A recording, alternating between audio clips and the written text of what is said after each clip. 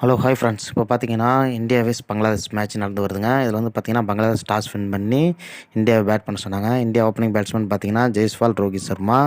எப்பயும் போலவே ரோஹித் சர்மா ஃபஸ்ட்டு மேட்ச்சில் வந்து சொதப்புவாருன்னு தெரியும். அதை வந்து சொதப்பிட்டாருங்க. அவர் வந்து பார்த்தீங்கன்னா 6 ரன்னுக்கு அவுட் ஆயிட்டாரு. பின்னர் பார்த்தீங்கன்னா, ஜெய்ஸ்வால் நல்ல பொறுப்புடன் நிதானமான ஆட்டத்தை ஏற்படுத்தினார். நல்ல ஒரு நிதானமான ஆட்டத்தை ஏற்படுத்தி ஓரளவு ஸ்கோர் போயிருந்தார். அதன் பிறகு வந்த விராட் கோலியை பார்த்தீங்கன்னா, அவரும் 6 ரன்னில் அவுட் ஆக, பின்னர் தொடர்ந்து பார்த்தீங்கன்னா, விக்கெட் மேலே விக்கெட் இழந்துட்டாங்க. இதனால் பார்த்தீங்கன்னா, இந்திய ரசிகர்கள் ரொம்ப அப்செட் ஆயிட்டாங்க. சீனியர் பேட்ஸ்மேன்களே வந்து அவுட் ஆகுறாங்க. விராட் கோலி, ரோஹித் சர்மா. அதன் பிறகு பார்த்தீங்கன்னா, கேஎல் ராகுல் புதிதாக சேர்க்கப்பட்டாங்க. ரொம்ப நாளுக்கு மேட்ச்சுக்கு அப்புறம் இல்லைங்க, இந்த மேட்ச்சில் சேர்த்தாங்க. அதன் பிறகு பார்த்தீங்கன்னா, இந்திய அணியில் வந்து ரவிச்சந்திரன் அஸ்வினும் சடேஜா தாங்க. இவங்க 2 பேருமே கலக்கியிருக்காங்க. ஏன்னா பார்த்தீங்கன்னா, எம்ஏ சிதம்பரம் ஸ்டேடியம் சென்னையில் நடக்குது. இவங்களுக்கு ஐபிஎல் ஆடிய மேட்ச்சு அனுபவம் உள்ளது. அதனால் பார்த்தீங்கன்னா, தமிழக வீரரை சேர்ந்த அஸ்வின் பார்த்தீங்கன்னா, சதம் அடித்து 113 ரன் இருந்தாருங்க. ஸோ பார்த்தீங்கன்னா, சடேஜா பார்த்தீங்கன்னா, சதத்தை மிஸ் பண்ணி 88 ரன் அடிச்சிருந்தாரு. இதுலேருந்து பார்த்தீங்கன்னா, இந்தியா ஃபஸ்ட் இன்னிங்ஸில் வந்து 378 ரன்னு ஆல் அவுட் ஆகிட்டாங்க.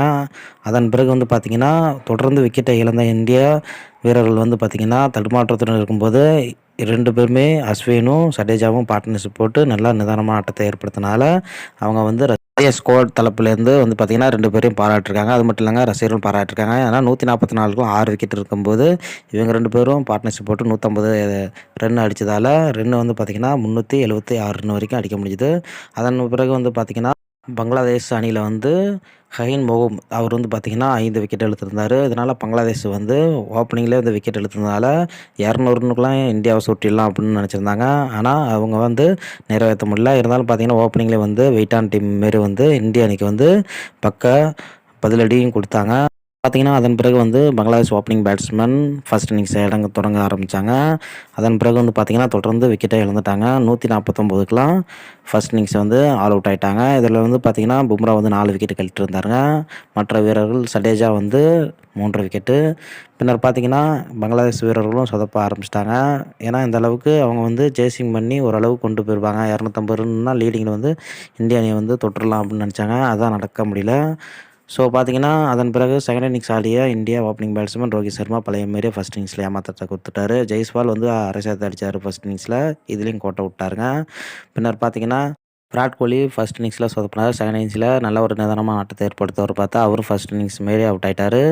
பின்னர் பார்த்தீங்கன்னா, கேஎல் ராகுலும் ஃபஸ்ட் இன்னிங்ஸ் மாரி அவுட் ஆகிட்டார்.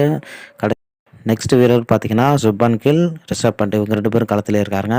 83 ரன்னுக்குலாம் 3 விக்கெட்டு. இதில் வந்து லீடில் வந்து டே 2வில் வந்து பார்த்திங்கன்னா, இந்தியா வந்து 308 ரன்னு லீடில் இருக்காங்க பங்களாதேஷை விட.